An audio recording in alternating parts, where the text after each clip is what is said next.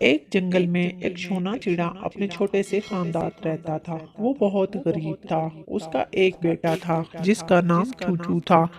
सोने चिड़े की बीवी रानो चिड़िया भी बहुत मेहनती थी। सोने चिड़े को जो भी काम मिल जाता वो खुशी खुशी कर लेता था। कितने दिन से कोई काम नहीं मिल रहा। अब घर का राशन भी खत्म होने वाला है। अब क्या करेंगे? रानो परेशान ना हो, अल्लाह बेहतर करेगा। इसी तरह दिन गुजर जाता है और शाम को सोना चिड़ा आज भी खाली हाथ वापस आया था। चूचू के पापा, क्या बना? कोई काम मिला? नहीं रानो, चूचू सो गया है क्या? हाँ, चूचू खाना मांगते मांगते सो गया। आज घर में खाने के लिए कुछ भी नहीं था। रानो, दुआ करो सुबह कोई काम मिल जाए। अगली सुबह सोना चिड़ा जंगल की तरफ जाता है तो वहां उसे एक राजा कबूतर नजर आता है जिसके सर पर ताज होता है। सोना चिड़ा सोचता है, ये कबूतर साहब तो बहुत अमीर लग रहे हैं।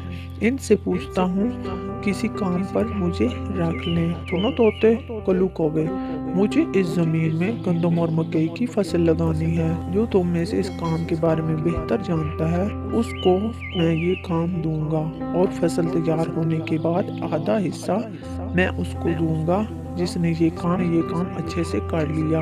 नहीं कबूतर साहब, ये काम बहुत मुश्किल है, हमसे नहीं होगा।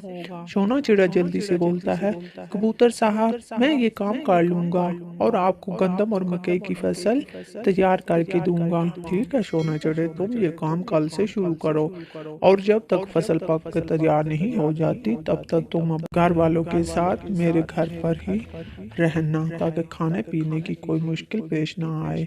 ठीक है कबूतर साहब, मैं कल ही आ जाऊंगा।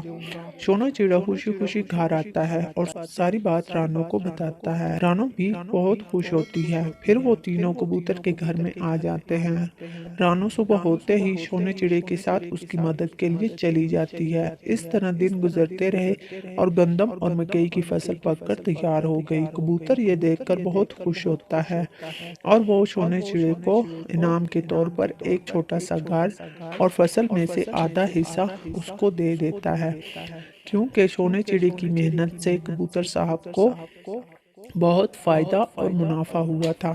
इस तरह रानू चिड़िया, सोने चिड़े और उनके बेटे चूचू के सब्र का फल उन सबको मिल जाता है। सच कहते हैं, सब्र का फल बहुत मीठा होता है।